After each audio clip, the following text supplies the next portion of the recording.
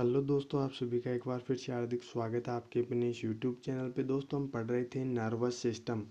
हमने previous part में discuss किया था नर्वस सिस्टम के बारे में, कुछ थोड़ा बहुत जाना था। क्या क्या आपने पढ़ा है प्रीवियस पार्ट में, मैं थोड़ा सा आपको रिव्यू करवा देता हूँ। फ्रेंड्स, मैंने आपको प्रीवियस पार्ट में बताया था नर्वस सिस्टम कैसा सिस्टम है, कॉम्प्लेक्स, बहुत ही खतरनाक सिस्टम। हमारी कंप्लीट अगर बॉडी में देखा जाए तो सबसे खतरनाक सिस्टम है नर्वस सिस्टम। इसके बिना कुछ भी नहीं है, इसके बिना बॉडी में कुछ भी नहीं है। अगर आप कहेंगे कि हार्ट के बिना भी कुछ नहीं है, तो हार्ट को रेगुलेट कौन कर रहा है? Nervous system. हर एक एक्टिविटी को यानी कि आप अगर सोच रहे हैं, समझ रहे हैं, पढ़ रहे हैं, खेल रहे हैं, खा रहे हैं, पी रहे हैं, तो किसकी वजह से? नर्वस सिस्टम की वजह से। बिना नर्वस सिस्टम के कुछ भी बॉडी के अंदर पॉसिबल नहीं है।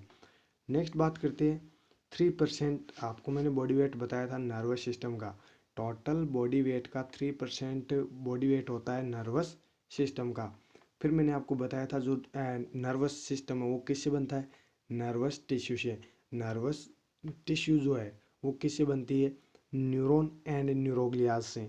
वो मैंने आपको प्रीवियस पार्ट में बताया था, और मैंने ये भी बताया था नर्वस सिस्टम कैसे बनता है।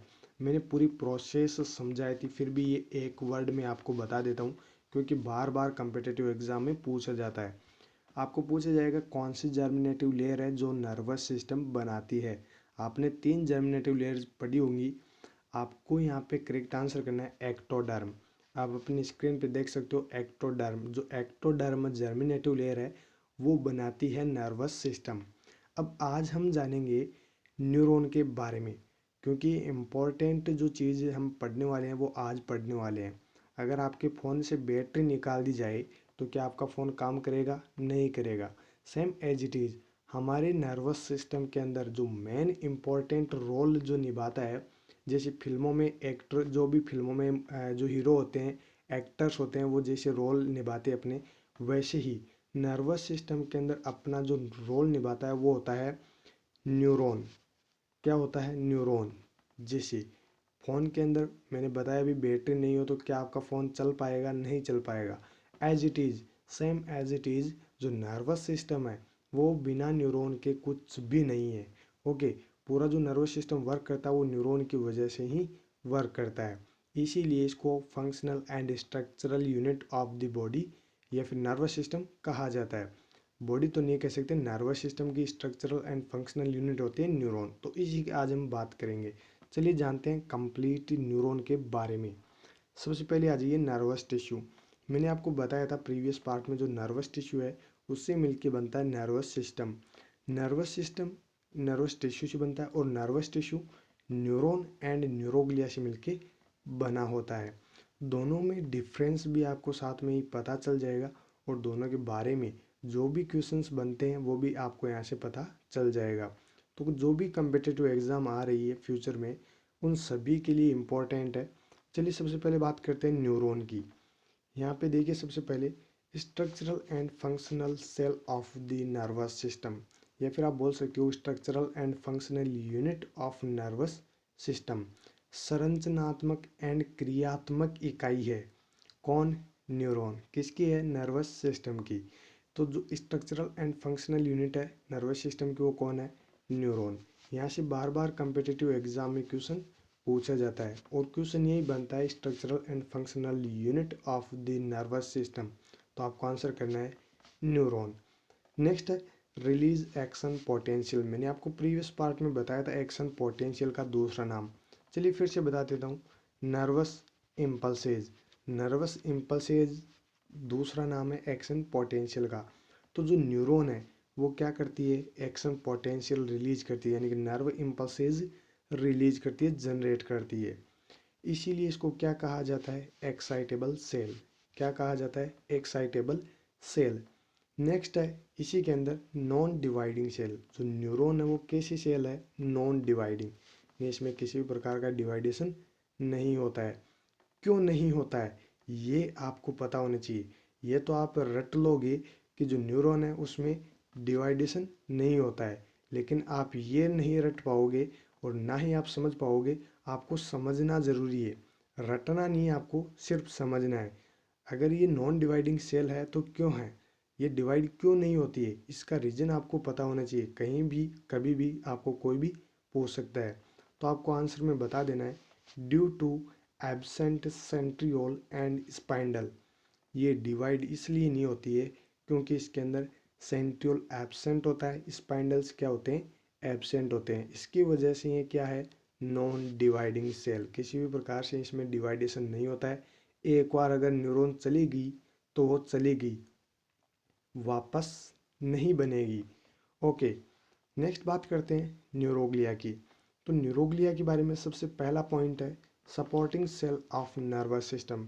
आपको पूछा जा सकता है नर्वस सिस्टम की सपोर्टिंग सेल कौन सी है, तो आपका आंसर क्या होगा, न्यूरोग्लिया। याद रखिएगा न्यूरोग्लिया क्या है, सपोर्टिंग सेल है नर्वस सिस्टम की। नेक्स्ट है मोर देन न्यूरॉन इन नंबर। जो न्यूरॉन है उससे ज़्यादा नंबर में क्या होते हैं, न्यूरोग्लिया। जो न्यूरोग्लिया सेल है वो न्यूरॉन से ज़्यादा नंबर में होती है। ये डिफरेंस ही समझ लीजिए आप, एक तरह से डिफरेंस भी आपको साथ में पता चल रहा है। No action potential, neuron action potential release करता है, लेकिन न्यूरोग्लिया एक्शन पोटेंशियल रिलीज नहीं करता है, नर्व इम्पल्सेस जनरेट नहीं करता है। इसीलिए इसको नॉन एक्साइटेबल सेल कहा जाता है। उसमें क्या हो रहा था, एक्शन पोटेंशियल जनरेट हो रहा था, यानी रिलीज कर रहा था कौन, न्यूरॉन, इसलिए उसको क्या कहा, एक्साइटेबल सेल। लेकिन ये एक्शन पोटेंशियल रिलीज नहीं करता, इसलिए इसको क्या कहा, नॉन एक्साइटेबल सेल। चलिए आगे बढ़ते हैं। नेक्स्ट है neuron. Neuron need continue supply of oxygen and glucose without interruption. बहुत ही अच्छी बात है, जो न्यूरॉन है उसको कंटिन्यूस ऑक्सीजन और ग्लूकोज चाहिए। अगर ग्लूकोज और ऑक्सीजन न्यूरॉन को नहीं मिलती है तो आप समझ सकते हो क्या हो सकता है हमारी बॉडी के अंदर। यहाँ पे क्या लिखा है, न्यूरॉन को कंटिन्यूस सप्लाई होनी चाहिए ऑक्सीजन एंड ग्लूकोज की, वो भी कैसे, विदाउट इंटरप्शन, बिना किसी रोक टोक के मिलनी चाहिए। अगर आपको कहा जाए कि आप 5 मिनट के लिए अपने श्वास को रोक लो, तो क्या आप रोक सकते हो, नहीं रोक सकते। इसीलिए जो न्यूरॉन है उसको अगर ऑक्सीजन और न्यूट्रिशन, न्यूट्रिशन क्या है, ग्लूकोज, अगर ऑक्सीजन और ग्लूकोज जो न्यूट्रिशन है वो नहीं मिलता है तो न्यूरॉन अपना काम नहीं कर पाएगी। अगर काम अच्छे से नहीं कर पाएगी तो आपकी बॉडी में बहुत सारी दिक्कतें पैदा हो जाएगी। ओके, आगे बात करते हैं पार्ट्स ऑफ न्यूरॉन। सभी पार्ट्स को हम अलग से डिस्क्राइब करेंगे, बिल्कुल अच्छे से समझेंगे, इमेज से भी समझेंगे कौन सी इमेज में, यानी जो इमेज में कहाँ पे कौन सा पार्ट होता है। सबसे पहले बात करते हैं पार्ट ऑफ न्यूरॉन। तो दो दो पार्ट होते हैं इसके अंदर, cell body and cell process.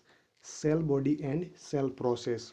Cell body को पेरिकेरियोम या फिर सोमा के नाम से भी जाना जाता है, पेरिकेरियोन या फिर सोमा के नाम से भी जाना जाता है। ये किससे मिलके बनी होती है, सेल ऑर्गेनेल्स। जो सेल ऑर्गेनेल्स है उससे मिलके बनी होती है सेल बॉडी। सेल प्रोसेस के अंदर डेंड्रॉन्स होते हैं जो मल्टीपल होते हैं, और क्या होते हैं, एक्सोन। एक्सोन के अंदर क्या क्या होते हैं, टिलोडेंड्राइट, टिलोडेंड्राइट होते हैं। टिलोडेंड्राइट के अंदर होते हैं सिनेप्टिक नोब, सिनेप्टिक नोब के अंदर होती है वेसिकल्स, और ये वेसिकल्स क्या करती है, न्यूरोट्रांसमीटर रिलीज करती है। आपको याद रखना है, बहुत ही इंपॉर्टेंट क्वेश्चन बनता है यहाँ से। जो न्यूरोट्रांसमीटर है वो कहाँ से रिलीज होते हैं, वेसिकल्स।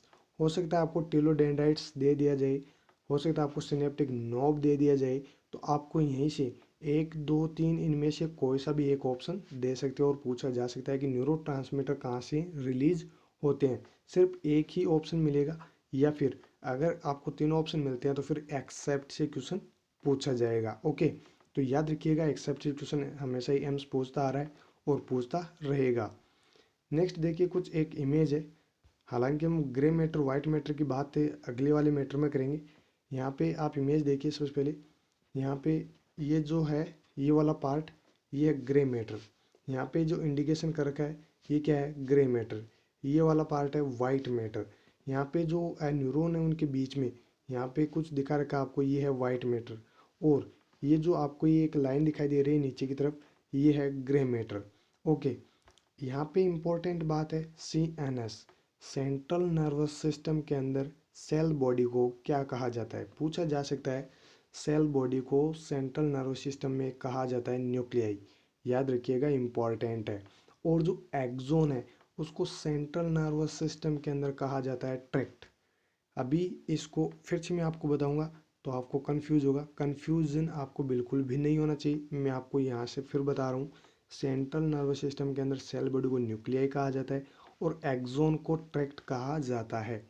अगर बात करें पेरिफेरल नर्वस सिस्टम की, जो पेरिफेरल नर्वस सिस्टम है उसके अंदर भी होती है सेल बॉडी और एक्सोन। तो जो सेल बॉडी है उसको कहा जाता है गैंग्लियन, किसमें, पेरिफेरल नर्वस सिस्टम के अंदर। और एक्सोन के अंदर क्या कहा जाता है, नर्व फाइबर। याद रखिएगा, नर्व फाइबर एक्सोन को पेरिफेरल नर्वस सिस्टम में कहा जाता है और सेल बॉडी को गैंग्लियन कहा जाता है। और सेंट्रल नर्वस सिस्टम की बात करें तो एक्सोन को ट्रैक्ट कहा जाता है और सेल बॉडी को न्यूक्लियाई कहा जाता है।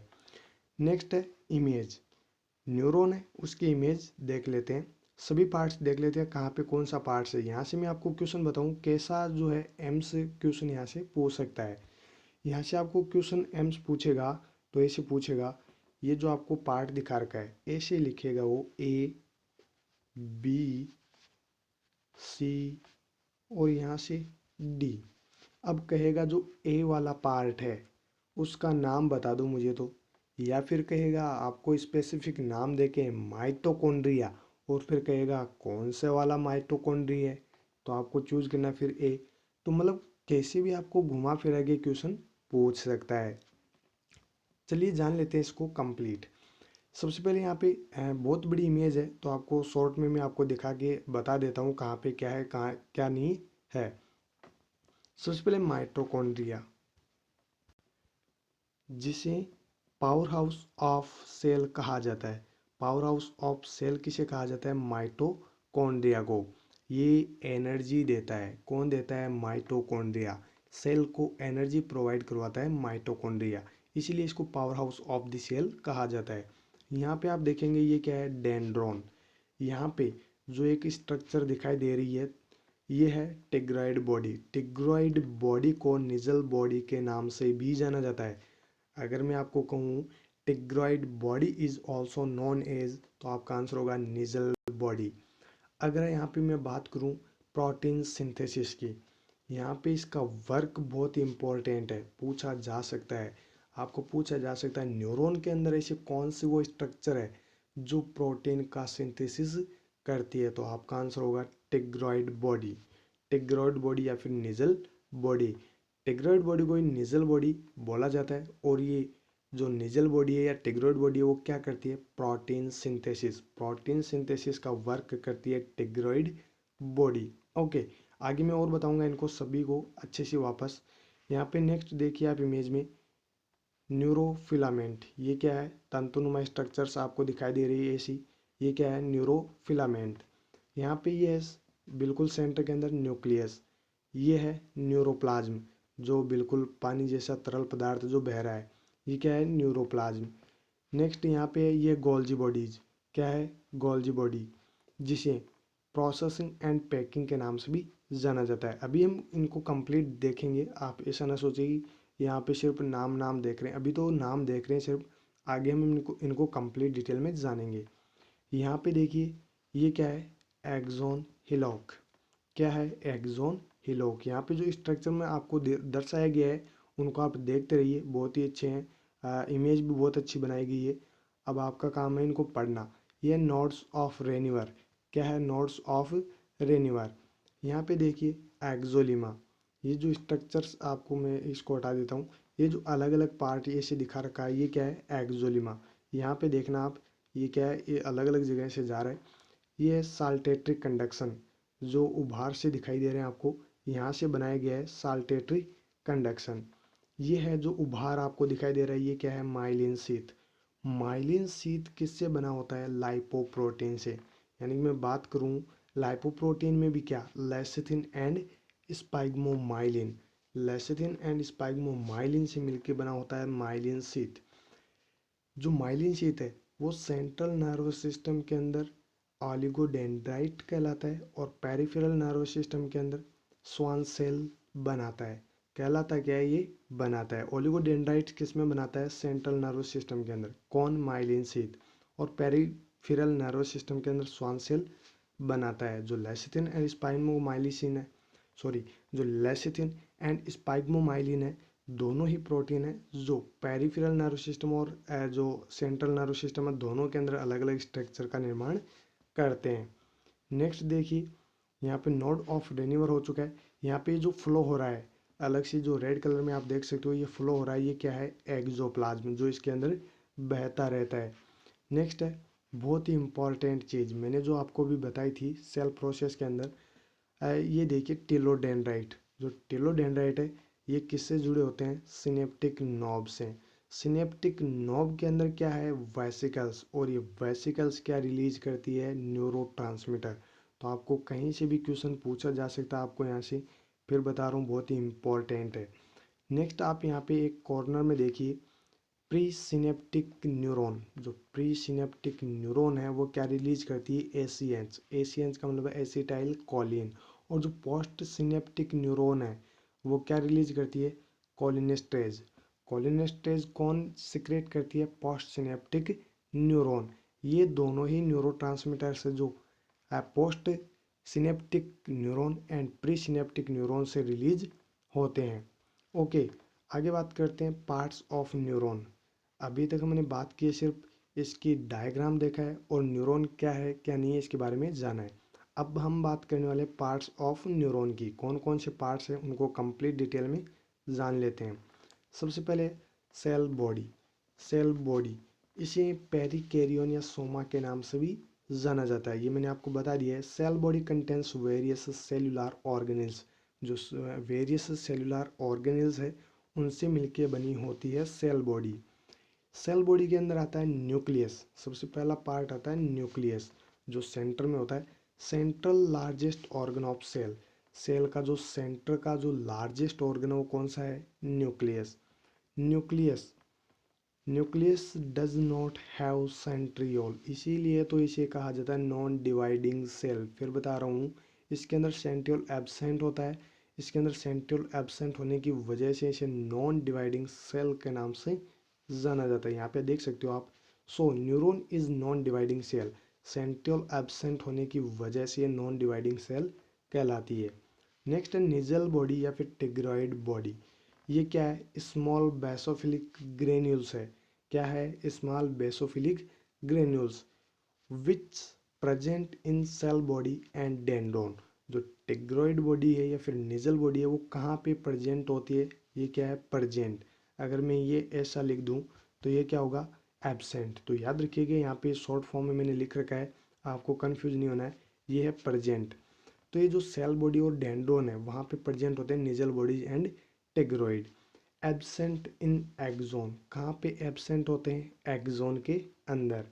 फंक्शन क्या है इनका, प्रोटीन सिंथेसिस, मैंने अभी बता भी दिया है और फिर से आगे है तो अच्छी बात है, आपको याद हो जाएगा, डबल बार आपको बता दिया है। नेक्स्ट है न्यूरोफाइब्रिल्स। जो न्यूरोफाइब्रिल्स है वो क्या है, माइक्रोफिलामेंट एंड माइक्रोट्यूबुल से बने होते हैं। जो न्यूरोफाइब्रिल्स है वो किससे बने होते हैं, माइक्रोफिलामेंट एंड माइक्रोट्यूबुल से। विच प्रोवाइड स्ट्रक्चरल या मैकेनिकल सपोर्ट। आपको पूछा जा सकता है नर्वस सिस्टम के अंदर ऐसे कौन से स्ट्रक्चर है जो structural and mechanical support provide करती है, तो आपका आंसर क्या होगा, न्यूरोफाइब्रिल्स। जो न्यूरोफाइब्रिल्स है वो स्ट्रक्चरल एंड मैकेनिकल सपोर्ट क्या करती है, प्रदान करती है, प्रोवाइड करती है। नेक्स्ट बात करते हैं माइटोकॉन्ड्रिया की, जिसे powerhouse of the cell भी कहा जाता है। क्या कहा जाता है, powerhouse of the cell. बिल्कुल आप पावर हाउस बोल सकते हो इसको। यहाँ से इसके अंदर जो है बिजली है वो उत्पन्न होती है और सभी को जो है बिजली वगैरह प्रोवाइड करवाती है। अब सबसे इम्पोर्टेंट बात ये है कि जो पावर हाउस ऑफ सेल है, तो ये जो पावर है वो कहाँ से बनाता है, कैसे बनाता है माइटोकॉन्ड्रिया पावर। जो एनर्जी है वो कैसे बनाता है, ये बहुत इंपॉर्टेंट है ये लाइन, क्योंकि यहाँ से बार बार कम्पिटिटिव एग्जाम में क्वेश्चन पूछे जाते हैं। तो याद रखिएगा, जो माइटोकॉन्ड्रिया है वो कैसे पावर जनरेट करता है, due to oxidative phosphorylation of ATP. जो एटीपीज है उनका ऑक्सीडेटिव फॉस्फोरिलेशन होगा और उससे क्या जनरेट होगी, एनर्जी। और उसी एनर्जी की वजह से इसको powerhouse of the cell कहा जाता है। तो ये क्या प्रोवाइड करवाता है? पावर। जब तक आपका फ़ोन चार्ज नहीं होगा तब तक आप उसको काम में नहीं ले सकते हो। तो आप क्या रखते हो एक साथ में? पावर हाउस, जिससे आप कहीं भी कभी भी फ़ोन को चार्ज कर सकते हो। तो वैसे ही ये क्या है? माइटोकॉन्ड्रिया। ये तो हमारी बॉडी में ऑलरेडी प्रेजेंट है, आप इसको बाहर लेके नहीं घूम सकते हो। ओके, नेक्स्ट है ग्रुप ऑफ सेल बॉडी। मैंने आपको जो बात पहले बताई थी वो वापस आ रही है, फिर से बता देता हूँ। 2 बार बताने से आपको ज़्यादा बेनिफिट होगा, याद भी हो जाएगा। जो ग्रुप ऑफ सेल बॉडी है उसको पेरिफेरल नर्वस सिस्टम के अंदर कहा जाता है गैंग्लियो। गैंग्लिया कहा जाता है, गैंग्लियन बोल सकते हो, गैंग्लिया बोल सकते हो, कुछ भी बोल दीजिए। तो ये जो पेरिफेरल नर्वस सिस्टम है उसमें जो सेल बॉडीज है उनके ग्रुप को कहा जाता है गैंग्लिया। और सेंट्रल नर्वस सिस्टम के अंदर कहा जाता है न्यूक्लियाई। ये मैंने आपको पहले भी बताया था और फिर से बता रहा हूँ। और जो सेल बॉडी वो किससे बनी होती है? ग्रे मैटर से। किससे बनी होती है? ग्रे मैटर से। अभी मैं एक्सोन की बात करूँगा आगे, तो वहाँ पे आप पढ़ोगे वाइट मैटर। तो यहाँ पे जो सेल बॉडी है वो किससे बनी है? ग्रे मैटर से। जो ग्रे मैटर है वो ब्रेन वाले पार्ट में कहाँ पे होता है? पेरीफेरी। और स्पाइनल कॉर्ड वाले पार्ट में कहाँ होता है? सेंटर में। तो ये अलग अलग लोकेशन आपको दिखाई गई है। एक्सोन में जब आप पढ़ेंगे तो वहाँ पे आपको ये जस्ट अपोजिट दिखेंगे। तो आपको याद रखना है जो ग्रे मैटर है उससे बनता है सेल बॉडी। सेल बॉडी के अंदर होता है कौन सा मैटर? Grey matter. हम सिर्फ ग्रे मैटर की बात कर रहे हैं, कोई अलग कोई बड़े मैटर की बात नहीं कर रहे हैं, ग्रे मैटर की बात कर रहे हैं। ग्रे मैटर किस में होता है? सेल बॉडी के अंदर। जो ब्रेन के कौन से पार्ट में होता है? पेरीफेरी। और स्पाइनल कॉर्ड में सेंटर में। तो ये बात होगी ग्रे मैटर। और जो ग्रुप ऑफ सेल बॉडीज उनको पेरिफेरल नर्वस सिस्टम में और सेंट्रल नर्वस सिस्टम में क्या कहा जाता है ये भी बता दिए। चलिए नेक्स्ट है डेंड्रॉन। जो डेंड्रॉन है मे बी प्रेजेंट और एब्सेंट। एब्सेंट और प्रेजेंट। तो डेंड्रॉन्स प्रेजेंट हो भी सकते हैं और एब्सेंट भी हो सकते हैं। भाई हो भी सकते हैं और नहीं भी हो सकते, दोनों कंडीशन यहाँ पे अप्लाई हो सकती है। If present then more than 2 3 5 7 और कंटिन्यूस। अगर ये प्रेजेंट होते हैं तो ऐसे इस नंबर में आपको देखने को मिलेंगे। 2 भी हो सकते हैं, 3 भी हो सकते हैं, 5 भी हो सकते हैं, 7 भी हो सकते हैं, 9 भी हो सकते हैं, 11 भी हो सकते हैं, 15 भी हो सकते हैं, 18 भी हो सकते हैं। मतलब जितने आप बढ़ाना चाहो उतने बढ़ा सकते हो। तो ये अगर प्रेजेंट होंगे तो ऐसे इस सिक्वेंस में प्रेजेंट होंगे। Sorry, Nissl bodies present. जो डेंड्रॉन्स है उसके अंदर निजल बॉडीज प्रेजेंट होती है, ये तो प्रेजेंट होती है बिल्कुल। और बात करें डेंड्रॉन की तो ये प्रेजेंट हो भी सकते हैं और एब्सेंट भी हो सकते हैं, दोनों ही कंडीशन यहाँ पे अप्लाई होती है। अगर प्रेजेंट होंगे तो आपको मैंने बता दिया इस प्रकार से ये प्रेजेंट होंगे। Next carry impulse towards the cell body. Dendrons का वर्क होता है carry impulses towards the cell body. जो सेल बॉडीज है उनसे इम्पल्सेज को कैरी करना, दूसरी तरफ जो इम्पल्सेज है उसको ट्रांसमिट करना। ट्रांसमिशन का काम करती है, बिल्कुल ट्रांसमीटर की तरह बिजली को एक जगह से दूसरी जगह भेजती रहती है। सेम एज इट इज़ इसका काम होता है, जो इम्पल्स है जो उसको कैरी करती है। नेक्स्ट है एक्सोन। क्या है? एक्सोन। एक्सोन 1 इन नंबर। कितने नंबर होते हैं एक्सोन के? सिर्फ एक। न्यूरॉन के अंदर सिर्फ एक ही एक्सोन होता है। Carry impulses away from the cell body. जो सेल बॉडीज के अंदर जो इम्पल्सेज जनरेट हो रही है उनको कैरी करती है बिल्कुल बाहर की तरफ।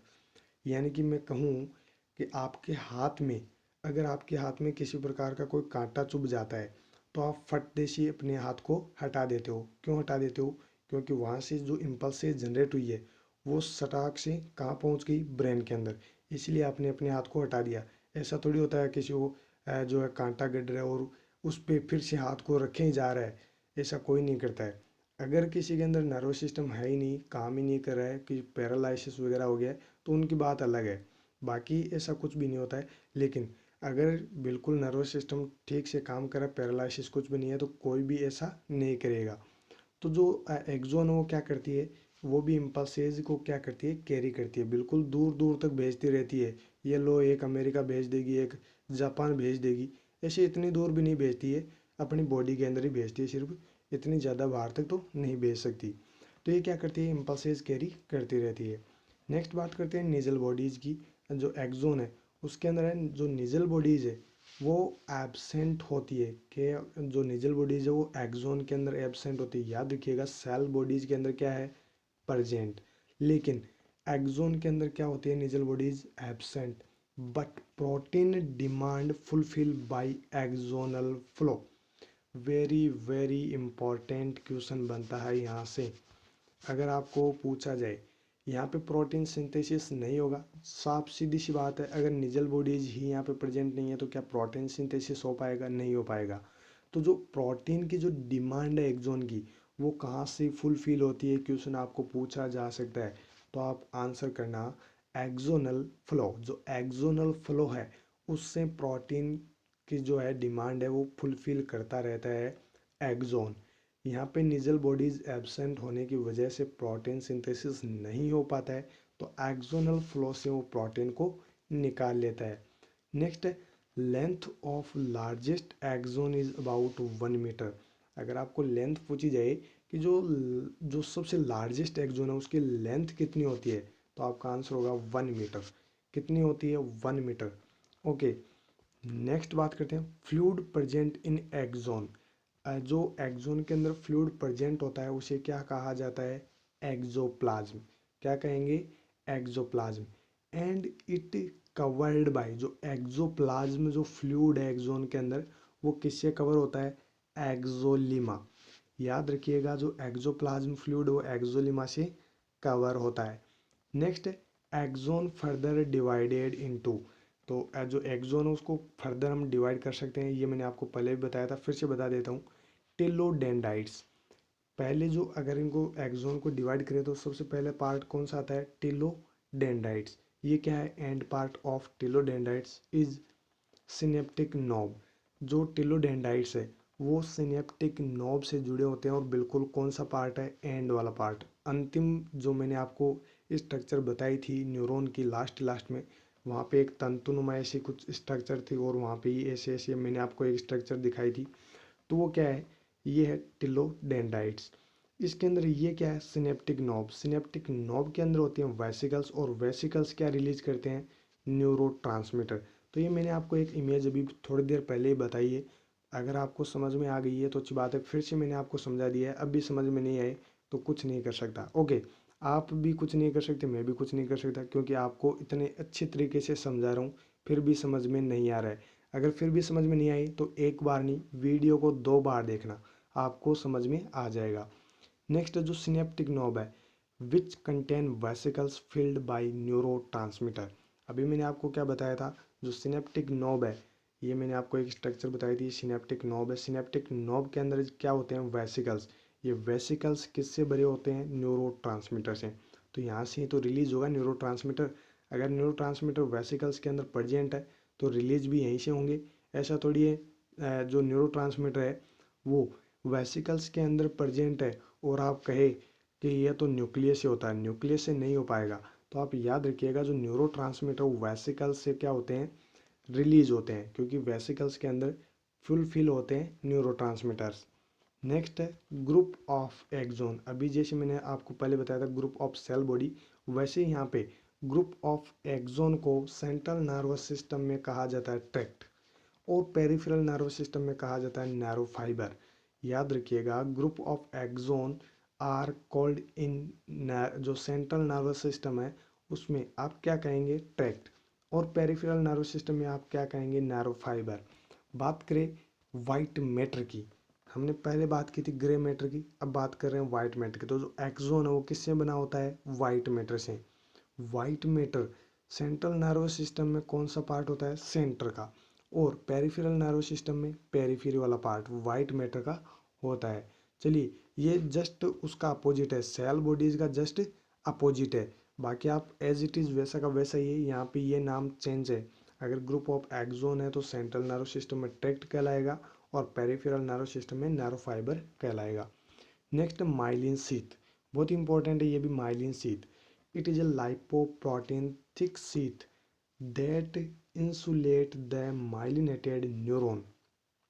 जो माइलिन शीथ है वो किससे बनी होती है, लाइपोप्रोटीन थिक शीट होती है, बिल्कुल एक मोटी सी शीट होती है, जैसे आपने अभी देखी होगी ऐसे स्ट्रक्चर के अंदर। और ये जो बीच में आपको एक गैप दिखाई दे रहा था, ये गैप कहलाता है नोड ऑफ रेनिवर। यहाँ पे आप देख सकते हो नोड ऑफ रेनिवर। इसी स्पेस को कहा जाता है नोड ऑफ रेनिवर। लेकिन इससे पहले एक पॉइंट और है, it is not continue absent at regular interval. तो मैंने जो स्ट्रक्चर अभी आपको बताई है, जैसे ये माइलिन शीथ है, तो ये माइलिन शीथ के बीच में बिल्कुल ये थोड़ा बहुत जो स्पेस है इसको क्या कहा जाता है, नोड ऑफ रेन्यूअर। लेकिन ये क्या कंटिन्यू है, क्या एक साथ है, क्या ऐसे थोड़ी है, मतलब अगर बात करें यहाँ पे ऐसा थोड़ी है कुछ। ये मैंने आपको ये गैप जो दिखाई दे रहा है, ये गैप में होती है, ये रेगुलर नहीं होती है। इसमें कंटिन्यूस थोड़ा बहुत इंटरवल होता है, ये रेगुलर नहीं होती है। ओके, नेक्स्ट है, नेक्स्ट से पहले एक थॉट आ गया है, बहुत ही अच्छा थॉट है। सोच का ही फर्क होता है, वरना समस्याएं हमें कमज़ोर बनाने नहीं बल्कि मजबूत बनाने आती है। अगर आपकी समस्याएं कोई आ रही है, कोई अड़चन आपकी आ रही है, तो क्यों आ रही है, आपको मजबूत बनाने के लिए। लेकिन कोई भी प्रॉब्लम आती है तो आप किसी ना किसी के ऊपर थोप देते हो, है ना। लेकिन आपको ऐसा नहीं करना है, जो भी प्रॉब्लम आपको फेस अभी कर रहे हो तो आपको एक तरह से मजबूत बना रही है। आपको बिल्कुल स्टडी करनी है। अगर आपको एम्स में जॉब करना है तो बिल्कुल आपको कंटिन्यूस पढ़ते रहना है। ज़्यादा पढ़ने की ज़रूरत नहीं है, बिल्कुल आप 2 घंटे 1 घंटे अगर आप पढ़ते हो, 1 घंटे भी अगर आप मन लगा के पढ़ते हो बिल्कुल, तो आपका सिलेक्शन श्योर हो सकता है। लेकिन पढ़ना आपको ही पड़ेगा। ओके, नेक्स्ट है रेस्टिंग मेम्ब्रेन। ये कुछ से अलग से मैंने कुछ पॉइंट लिख रखे हैं यहाँ पे। अच्छी बात है, आपको याद हो जाएंगी, और कहीं मान लो पूछ लिया जाए कभी कभार तो हो सकता है आपका सही आंसर हो जाए। जो रेस्टिंग मेम्ब्रेन है उसमें मसल्स के अंदर जो एनर्जी होती है वो होती है -90 MV, और जो पोटेंशियल न्यूरॉन है उसके अंदर होती है -70 MV। ये तो अलग से कोई पॉइंट है। ओके, ये कुछ आपको याद रखना है, अगर हो सकता है पूछ लिया जाए तो कहीं। Myelin sheath provide white colour to axon, बहुत ही इंपॉर्टेंट चीज़ है। माइलिन शीथ एक्सोन को वाइट कलर प्रोवाइड करती है। किसको प्रोवाइड करती है वाइट कलर, एक्सोन को। बात करें composition, made up by lecithin and sphingomyelin, जिसको सेरिब्रोसाइड भी कहा जाता है। यानी कि जो माइलिन शीथ है वो किससे मिलके बनी होती है, लेसिथिन एंड स्पाइगमोमाइलिन। इसीलिए तो मैंने कहा था लाइपोप्रोटीन से मिलके बनी होती है। ये क्या है, दोनों ही प्रोटीन, स्पाइगमोमाइलिन एंड लेसिथिन। और पीडियाट्रिक के अंदर भी मैं आपको एक डिजीज कंडीशन पढ़ाऊंगा, तब मैं बताऊंगा आपको लेसिथिन और स्पाइगमोमाइलिन का क्या रोल होता है उसके अंदर। नेक्स्ट फंक्शन, माइलिन शीथ का फंक्शन क्या है, काम क्या है माइलिन शीथ का। माइलिन शीथ काम क्या करती है, fast conduction of impulses by saltatory conduction. मैंने आपको इमेज में बताया था साल्टेटरी कंडक्शन, एक ऐसी स्ट्रक्चर बनाई थी मैंने आपको, और वहाँ पे ऐसे ऐसे दिखा रखा था आपको, आप देख लेना फिर से। ये वहाँ पे मैंने आपको बताया था, ये रही साल्टेटरी कंडक्शन। तो जो माइलिन शीथ है उसका फंक्शन क्या है, फास्ट कंडक्शन। जो भी इम्पल्सेज आ रही है उनको फास्ट, उनका फास्ट कंडक्शन कौन करवाती है, माइलिन शीथ। इसलिए ये साल्टेटरी कंडक्शन में हेल्प करती है, यानी कि जो फास्ट कंडक्शन है इम्पल्सेज का उसमें हेल्प करती है। नेक्स्ट है इंसुलेटिंग द न्यूरॉन। इसका जो दूसरा वर्क है वो क्या है, इंसुलेटिंग द न्यूरॉन। एक जो न्यूरॉन है उसमें ये फास्ट कंडक्शन ऑफ इम्पल्सेस करती है और इंसुलेटिंग ऑफ न्यूरॉन का वर्क भी करती है, प्रिवेंट क्रॉस इम्पल्सेस ट्रांसमिशन। और साथ ही ये क्रॉस जो इम्पल्सेस ट्रांसमिशन है उससे भी प्रिवेंट करती है। अगर ये इम्पल्सेस इस साइड जा रही है तो ये इस साइड नहीं जा सकती है, तो इसका भी ये क्या करती है, प्रिवेंट करती है, इसको भी प्रिवेंट करती है कि इस साइड ही आपको जाना है, आपको कहीं भी यहाँ से यू टर्न नहीं लेना है। तो ये इसमें भी हेल्प करती है। तो ये क्या है, माइलिन शीथ के फंक्शन। नेक्स्ट सिनेप्स, यहाँ से एम्स पटना में क्वेश्चन पूछा गया था। एम्स पटना, एम्स पटना के अंदर यहाँ से क्वेश्चन पूछा गया था अभी 2020 के अंदर। जिन्होंने एग्ज़ाम दिया उनको पता है यहाँ से क्वेश्चन पूछा गया था। अगर जिनको नहीं पता है तो अच्छी बात है, आपको भी अभी पता चल जाएगा। मैं अभी बता दूंगा आपको क्वेश्चन क्या पूछा था, लेकिन एम्स पटना में यहाँ से क्वेश्चन पूछा गया है। चलिए, सिनेप्स क्या है, two neuron are not physically attached but physiologically junction है, sorry, junction by transmission of neurotransmitter through synapse. यहाँ से क्वेश्चन यही पूछा गया था, जो दो न्यूरॉन होती है उनके बीच में जो अटैचमेंट होता है उस पार्ट को क्या कहा जाता है। तो आपको वहाँ पे करेक्ट आंसर करना था सिनेप्स, और यही क्वेश्चन एम्स पटना में पूछा गया था। तो जो सिनेप्स वो क्या है, दो न्यूरॉन के बीच में फिजिकली प्रेजेंट नहीं होते, यानी फिजिकली अटैच नहीं होते हैं, लेकिन ये फिजियोलॉजिकली ये अटैच्ड होते हैं, और जो भी इम्पल्सेज होती है उनको ट्रांसमिट करते रहते हैं। ऐसा थोड़ी है एक न्यूरॉन यहाँ तक है तो ये एक न्यूरॉन पूरी बॉडी को जो है इम्पल्सेज जनरेट करते हैं, नहीं। यहाँ से फिर सिनेप्स जुड़ते हैं, और फिर यहाँ से एक और न्यूरॉन जुड़ जाती है, फिर यहाँ से एक और न्यूरॉन जुड़ जाती है, फिर यहाँ से एक और न्यूरॉन जुड़ जाती है। तो इनके बीच में क्या है, सिनेप्स। ये सिनेप्स वर्क करता है इनको जोड़ने का। Okay, next structural and functional part of neuron. जो फंक्शनल पार्ट ऑफ न्यूरॉन, ये क्या है, स्ट्रक्चरल एंड फंक्शनल पार्ट है। हालांकि जो न्यूरॉन है उसके बारे में मैंने आपको पहले ही बता दिया है। जो न्यूरॉन है वो क्या है, structural and functional unit of the nervous system. तो क्या करेंगे आप आंसर, नर्वस सिस्टम। क्रियात्मक और संरचनात्मक इकाई होती है नर्वस सिस्टम की, तंत्रिका तंत्र की। तो आपको आंसर करना है neuron. Okay, next part of synapse. जो सिनेप्स है उसमें कौन कौन से पार्ट होते हैं, चलिए ये भी जान लेते हैं। वैसे मैंने आपको बता दिया है पहले भी। ये क्या है, सिनेप्टिक नोब। मैंने आपको इमेज से फिर बता रहा हूँ, ये आप इमेज देख सकते हो। ये क्या है, सिनेप्टिक नोब, या आप बोल सकते हो नोब। ये है वेसिकल्स। वेसिकल्स के अंदर क्या है, न्यूरो ट्रांसमीटर। क्या है, न्यूरो ट्रांसमीटर। यहाँ पे क्या है, ये है रिसेप्टर। ये क्या है, रिसेप्टर। रिसेप्टर और इस जो सिनेप्टिक नोब है, इनके बीच में जो ये दूरी है इसे कहा जाता है सिनेप्टिक क्लेफ्ट। याद रखिएगा, इसे क्या कहा जाता है, सिनेप्टिक क्लेफ्ट। और मैंने आपको एक बात और बताई थी, जो post synaptic knob and pre synaptic knob. तो कौन कौन से जो न्यूरो ट्रांसमीटर्स वो रिलीज करती है। Pre synaptic knob acetylcholine, ACh, और कोलिनेस्टेज कौन करती है, पोस्ट सिनेप्टिक नोब। तो ये भी आप याद रखना। नेक्स्ट आ जाते हैं, यहाँ पे फिर से एक और इमेज आ चुकी है, और उसी की बात में जो अभी कर रहा था वही बात फिर से कर लेता हूँ। प्री सिनेप्टिक न्यूरॉन, जो प्री सिनेप्टिक न्यूरॉन है वो एसिटाइल कोलिन सिक्रीट करती है। यहाँ पे ये नोब है, वेसिकल है, न्यूरोट्रांसमीटर। जैसे ही ये ब्रस्ट होगा, जैसे ही ये वेसिकल्स है वो फूटेगी, तो क्या रिलीज होगी, acetyl choline, ACH, acetyl choline neurotransmitters release होंगे। यहाँ पे कैल्शियम चैनल ओपन होंगे। कैल्शियम चैनल जैसे ओपन होंगे तो ये क्या होगी, ब्रस्ट होगी, और ब्रस्ट होने के बाद एसिटाइल कोलिन सिक्रेट करेगी।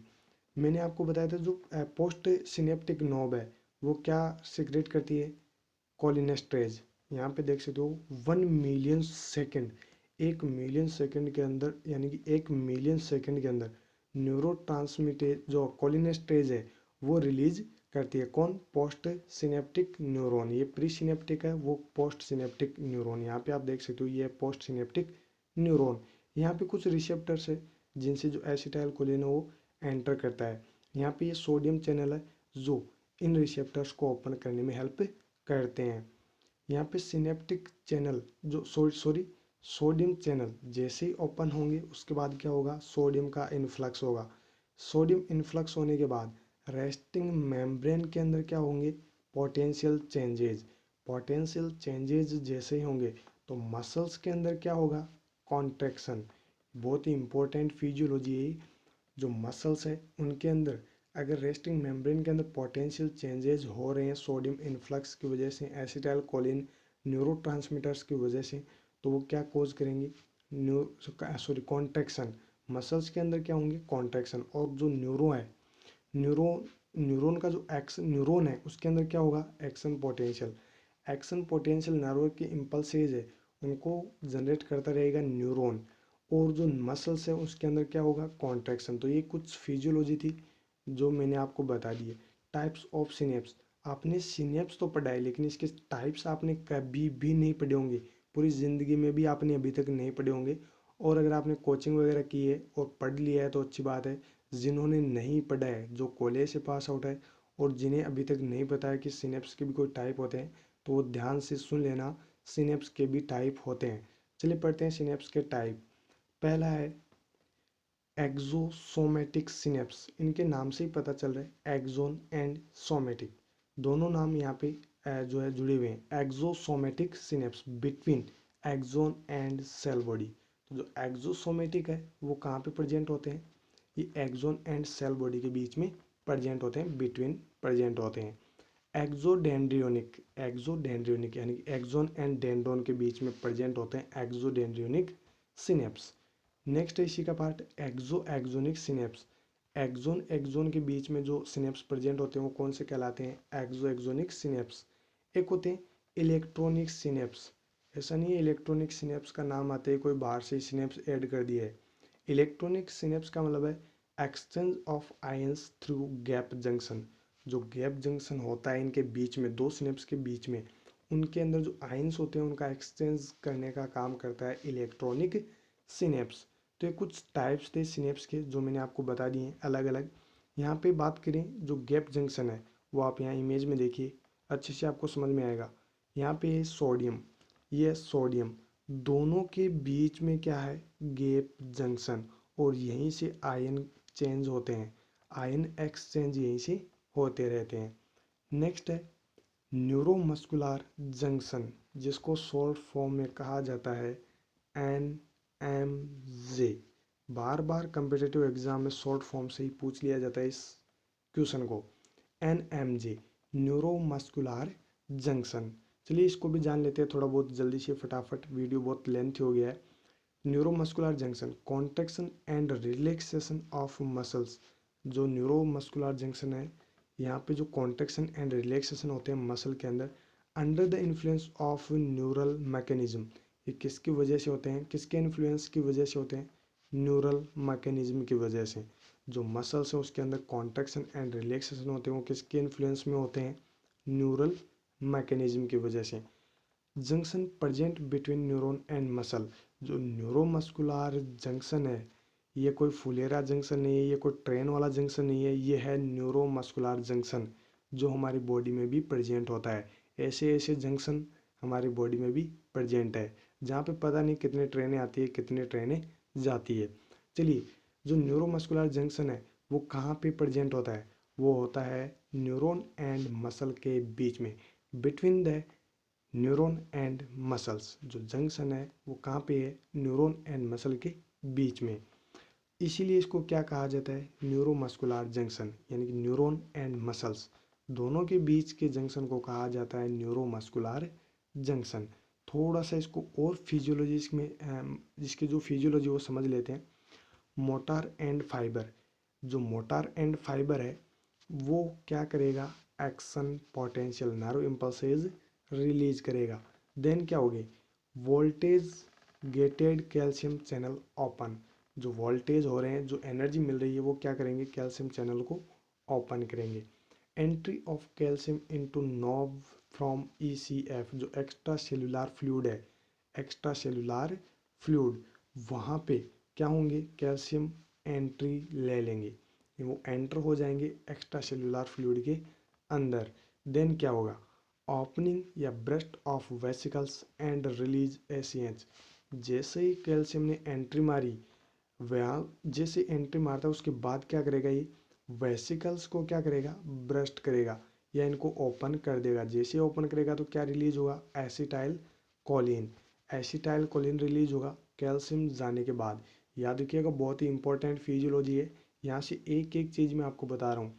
आपको पूछा जा सकता है जो वेसिकल्स या जो वेसिकल्स है जो रिलीज हो रहा है एसिटाइल कोलिन का, वो किसकी वजह से हो रहा है, opening and burst of vesicles की वजह से। तो आपको यहाँ से पूछा जा सकता है कौन सा आयन रेस्पॉन्सिबल होता है एसिटाइल कोलिन सिक्रीट करवाने के लिए, तो आपका आंसर क्या होगा, कैल्शियम। आंसर आप क्या करेंगे, कैल्शियम। ओके, नेक्स्ट है इसी के अंदर acetyl choline pass through synaptic cleft. जो सिनेप्टिक क्लेफ्ट मैंने आपको बताया था, रिसेप्टर्स और जो सिनेप्टिक नोब है उनके बीच में जो गैप होता है वो क्या कहलाता है, सिनेप्टिक क्लेफ्ट। तो ये जो एसिटाइल कोलिन रिलीज हो रहा है वो सिनेप्टिक क्लेफ्ट के थ्रू पास हो जाएगा। एसिटाइल कोलिन क्या करेगा, acetyl choline bind with receptor. जो रिसेप्टर है, कौन से रिसेप्टर है, निकोटिनिक मस्कुरेनिक रिसेप्टर। ये रिसेप्टर वहाँ पे प्रेजेंट होते हैं, इनको क्या कर लेगा, ये बाइंड यानी कि इनके साथ में मिल जाएगा। जैसे आतंकवादी मिलते हैं उसी प्रकार से ये दोनों आतंकवादी एक जगह हो जाएंगे। देन क्या करेंगे, देन क्या करेंगे, ओपनिंग ऑफ सोडियम चैनल। मैंने सोडियम चैनल के बारे में भी बताया था, सोडियम चैनल को क्या कर देंगे, ओपन कर देंगे। जैसे ओपन होगा तो क्या होगा, सोडियम का इन्फ्लक्स होगा। सोडियम इन्फ्लक्स होने के बाद क्या होंगे, जनरेशन ऑफ मेम्ब्रेन पोटेंशियल। जो मेम्ब्रेन है उसके अंदर नर्व इम्पल्सेज जनरेट होगी। नर्व इम्पल्सेज जैसे जनरेट होगी तो क्या होगी, मसल कॉन्ट्रैक्ट। तो ऐसे होती है मसल कॉन्ट्रैक्ट। ऐसा नहीं है आपको सिर्फ नाम पता होता है, मसल कॉन्ट्रैक्शन होता है। मसल कॉन्ट्रैक्शन होता कैसे है, पूरी फिजियोलॉजी मैंने आपको बता दी है। यहाँ पे फिर से मैं आपको थोड़ा सा और दोहरा देता हूँ। सबसे पहले क्या होगा, जो मोटार एंड फाइबर वो एक्शन पोटेंशियल रिलीज करेगी। देन क्या होगा, जो वोल्टेज है वो क्या करेगी, कैल्शियम चैनल को ओपन करेगी। कैल्शियम कहाँ पे एंटर हो जाएंगे, ईसीएफ के अंदर, एक्स्ट्रा सेलुलर फ्लूइड के अंदर। देन क्या करेंगे, जो कैल्शियम अभी एंटर हुए हैं ईसीएफ के अंदर, ये ब्रस्ट कर देंगे, यानी कि ये जो वेसिकल्स बनी हुई है उसको तोड़ देंगे या फिर इसको ओपन कर देंगे। जैसे ओपन होगी तो क्या रिलीज होगा, एसिटाइल कोलिन रिलीज होगा। एसिटाइल कोलिन सिनेप्टिक क्लेफ्ट के थ्रू आगे चला जाएगा।